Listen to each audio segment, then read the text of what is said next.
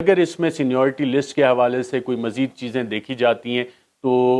کیا معاملات بنیں گے، اس حوالے سے ناظرین چند حقائق آپ کے سامنے رکھتے ہیں۔ اور اس میں سینیورٹی لسٹ کو ہم جب دیکھتے ہیں تو سینیورٹی لسٹ میں ہمیں اس وقت جو ٹاپ پہ افسران نظر آتے ہیں اس میں سر فہرست تو لیفٹیننٹ جنرل عاصم منیر ہیں۔ لیفٹیننٹ جنرل عاصم منیر کے بعد نمبر آتا ہے لیفٹیننٹ جنرل ساحر شمشاد کا، اس کے بعد لیفٹیننٹ جنرل اظہر، اس کے بعد آتا ہے لیفٹیننٹ جنرل نعمان کا نمبر، لیفٹیننٹ جنرل نعمان کے بعد لیفٹیننٹ جنرل فیض کا نمبر آتا ہے، اور پھر لیفٹیننٹ جنرل عامر کا نمبر آتا ہے۔ اچھا، ان ساروں میں جو اپوائنٹمنٹ ہے، اگر تو یہ معاملہ 6 مہینے کی ایکسٹینشن تک بھی جاتا ہے، جو کہ عمران خان نے کہا کہ جی ایک نئی حکومت آئے، یعنی کیئر ٹیکر حکومت آئے اور وہ آ کے انتخابات کا اعلان کرے، اور اس کے بعد چاہے پی ڈی ایم آتی ہے، نون لیگ آتی ہے یا پی ٹی آئی آتی ہے، تو اس کا یہ استحقاق ہونا چاہیے کہ وہ آرمی چیف اپوائنٹ کرے۔ تو اگر آپ یہ بھی دیکھ لیں کہ اکتوبر میں اگر کیئر ٹیکر گورنمنٹ آتی ہے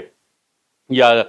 نومبر میں آتی ہے تو اس کے بعد 3 مہینے میں انتخابات اور الیکشن، تو جو 5 افسران ہیں جن میں لیفٹیننٹ جنرل ساحر، اظہر، لیفٹیننٹ جنرل فیض اور لیفٹیننٹ جنرل عامر، یہ اپریل 2023 میں ریٹائر ہوں گے، تو وہاں تک بھی یہ مارجن ہوتا ہے، لیکن اس میں ایک ریٹائرمنٹ آ رہی ہے 27 نومبر کو، وہ ہے لیفٹیننٹ جنرل عاصم منیر کی۔ اگر تھوڑا سا ایک بریف پروفائل پہ ناظرین ان تمام افسران کے نظر ڈالیں تو صورتحال مزید واضح ہو جاتی ہے۔ لیفٹیننٹ جنرل عاصم منیر اس وقت سینیورٹی لسٹ پہ سب سے ٹاپ پہ ہیں، اور ان کی جو ڈیٹ آف ریٹائرمنٹ بتائی جا رہی ہے، پتہ نہیں کتنی اوتھینٹک ہے کہ نہیں، لیکن اکثر لوگوں کا یہ کنسنسس ہے کہ ان کی ڈیٹ آف ریٹائرمنٹ بنتی ہے 27 نومبر، لیکن ایک دو دوستوں نے مجھے بتایا کہ نہیں، شاید یہ دسمبر تک چلی جاتی ہے، 29 نومبر کے بعد بھی، لیکن جو ابھی تک ڈیٹ سامنے آئی ہے جس پہ زیادہ تر لوگ متفق ہیں وہ 27 نومبر 2022، یعنی جنرل قمر جاوید باجوہ کی ریٹائرمنٹ سے 2 دن پہلے۔ تو اب سوال یہ بنتا ہے کہ لیفٹیننٹ جنرل عاصم منیر جو اس وقت top of the seniority list ہیں، اگر ایک ہفتہ پہلے بھی موو ہوتی ہے سمری، یا جس طرح عمران خان صاحب نے جنرل باجوہ کو اگست میں ایکسٹینشن کا اعلان کر دیا تھا اور شہباز شریف سپٹمبر میں اعلان کرتے ہیں، اکتوبر میں اعلان کرتے ہیں، یا نومبر کے پہلے 1-2 ہفتے میں اگر اعلان کرتے ہیں، تو لیفٹیننٹ جنرل عاصم منیر کا نام کیا اس سمری میں شامل ہوگا؟ اور اگر شامل ہوگا تو وہ ٹاپ پہ، یقیناً ٹاپ پہ ہوں گے۔ اور lieutenant general Asim Munir director general military intelligence بھی رہے ہیں، ڈائریکٹر جنرل ISI بھی رہے ہیں، اس کے بعد انہوں نے گجرانوالہ میں کور بھی کمانڈ کی، اور آج کل کوارٹر ماسٹر جنرل کے طور پہ GHQ میں اپنی خدمات انجام دے رہے ہیں۔ انتہائی نفیس آدمی ہیں، شریف النفس آدمی ہیں، اور حافظ قرآن بھی ہیں، اور جمہوریت پہ، جمہوری لیڈرشپ پہ اور سولین اتھارٹی پہ ان کا اعتماد بالکل ہے کہ یہ معاملات سولین لیڈرشپ کو ہی چلانے چاہیے۔ ایک بڑا بے داغ قسم کا ان کا کیریئر ہے، بہت سی ان کی کنٹریبیوشنز ہیں پاکستانی فوج کے لیے۔ دوسرے نمبر پہ ہمارے پاس لسٹ میں آتے ہیں، یہ تو معاملہ ہے کہ اگر یہ سمری سپٹمبر، اکتوبر یا نومبر کے شروع میں جاتی ہے تو lieutenant Asim Munir top of the list ہیں، کیریئر بھی ان کا انتہائی شاندار ہے، جو ان کی شخصیت، جس شخصیت کے وہ مالک ہیں، حافظ قرآن بھی ہیں، وہ بھی بہت سے لوگوں کو امپریس کرتی ہے۔ دوسرے نمبر پہ ناظرین نام آتا ہے لیفٹیننٹ جنرل ساحر شمشاد کا۔ لیفٹیننٹ جنرل ساحر شمشاد صاحب انتہائی اچھے آدمی بھی ہیں، اور ڈائریکٹر جنرل ملٹری آپریشنز بھی رہ چکے ہیں۔ ڈائریکٹر جنرل ملٹری آپریشنز کے علاوہ جو ایک امپورٹنٹ اسائنمنٹ ان کے پاس تھی وہ چیف آف جنرل سٹاف کی تھی، اور چیف آف جنرل سٹاف کا عہدہ جو ہے پاکستان کی فوج میں کہا جاتا ہے کہ ڈائریکٹر جنرل ملٹری آپریشنز اور چیف آف جنرل سٹاف یہ نرو سینٹر کی حیثیت رکھتے ہیں، اور انٹیلیجنس کے معاملات، انفارمیشن کے معاملات، آپریشنل معاملات یہ سارے دیکھتے ہیں۔ اور اس کے بعد ان کی تعیناتی ہوگی بطور کور کمانڈر راولپنڈی، جہاں پہ ابھی تک یہ اپنی خدمات انجام دے رہے ہیں۔ لیفٹیننٹ جنرل ساحر شمشاد نے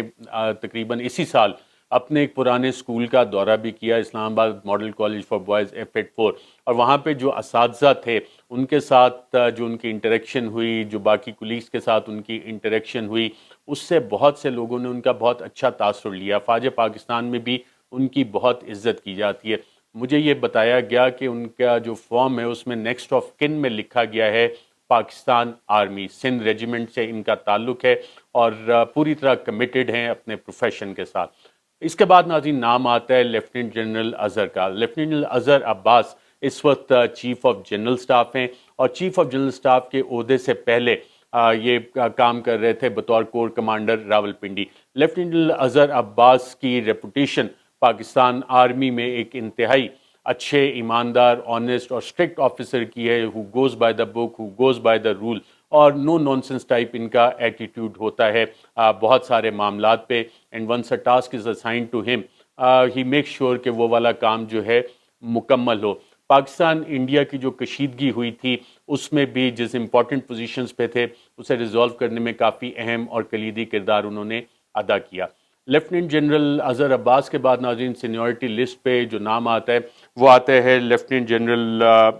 نعمان کا. اور لیفٹیننٹ جنرل نعمان ناظرین اس سے پہلے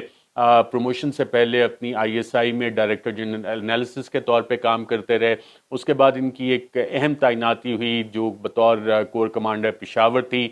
جو پورا آپ کا ویسٹرن بارڈر اور خاص طور پہ جو لا اینڈ آرڈر کے معاملات تھے اس دور میں انہوں نے وہاں پہ نہ صرف ڈیولپمنٹ کو دیکھا بلکہ کاؤنٹر ٹیررزم آپریشنز جو ہے اس میں بھی باقاعدہ اس چیز پہ کو دیکھتے رہے. اور بطور D G analysis I S I جو انہوں نے کام کیا، جو ان کا پرسپیکٹیو ہے اس حوالے سے وہ انتہائی اہم ہے. اور اسی وجہ سے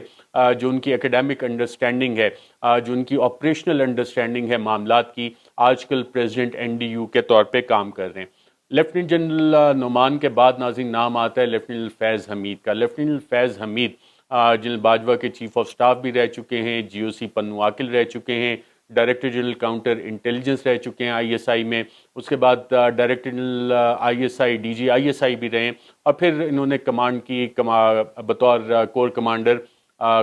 پشاور، اور کور کمانڈر پشاور سے پھر انہیں تعینات کر دیا گیا کور کمانڈر بہاولپور. ان کے دور میں جو ایک سب سے انٹرسٹنگ چیز ہوئی تھی، اور پھر انہوں نے کابل کا دورہ بھی کیا اور وہاں پہ چند انہوں نے کمنٹس دیے تھے جو کہ انٹرنیشنل ہیڈ لائنز بنی. اور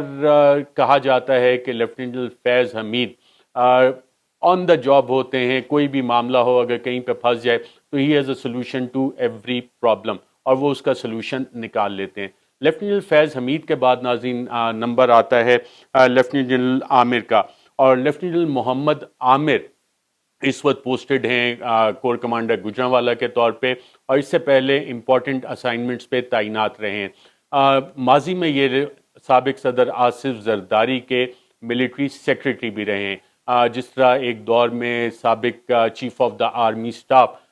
جنرل اشفاق پرویز کیانی محترمہ بے نظیر بھٹو کے ملٹری سیکرٹری رہے تھے. یہ تو ناظرین سینیورٹی لسٹ بنتی ہے کہ اگر آپ 6 مہینے کے لیے ایکسٹینشن جنرل باجوہ کو نہیں دیتے، نئے انتخابات نہیں ہوتے، اور 29 نومبر کو چینج آف کمانڈ ہونی ہے. جو چینج آف کمانڈ ناظرین 29 نومبر کو ہونی ہے، اس میں ایک اور اہم عہدہ جو ہے chairman joint chief of staff committee کا، اس پہ جنرل ندیم وہ بھی ریٹائر ہو رہے ہیں. اور ان کی ڈیٹ آف ریٹائرمنٹ کا مطلب یہ ہے کہ 27، 28، 29 یہ 2 اہم تعیناتیاں جو ہیں وہ نومبر کے مہینے میں ہونی ہیں. اور اگر سینیورٹی پرنسپل کو فالو کیا جاتا ہے تو بہت سے لوگوں کا خیال یہ ہے کہ لیفٹیننٹ جنرل ساحر شمشاد یقیناً یا تو chairman joint chief of staff بنیں گے یا chief of the army staff بنیں گے. اور اگر یہ سمری پہلے موو ہوتی ہے اور سینیورٹی لسٹ اور میرٹ کو جس طرح وہ فالو کرنے کی بات کر رہی ہے، پاکستان مسلم لیگ نواز اپنے ماضی سے ایک بریک کرنے کی بات کر رہی ہے، اتحادیوں سے بھی انہوں نے مشورہ لینا ہے، تو لیفٹیننٹ جنرل عاصم منیر کے بارے میں کہا جا رہا ہے کہ وہ chief of the army staff بننے کے ایک سٹرونگ کنٹینڈر بھی ہو سکتے ہیں. لیکن اگر اس میں سینیورٹی لسٹ اور 1-2 دن کو آگے پیچھے کر کے سمری موو کی جاتی ہے اور ان کا نام اس میں شامل نہیں ہوتا، تو پھر جو میں نے آپ کو معاملات بتائے ہیں کہ سینیورٹی لسٹ میں کون کون آتا ہے، وہ چیزیں ہمیں دیکھنا پڑیں گی کہ وہ تعیناتی کس طرح سے ہوتی ہے.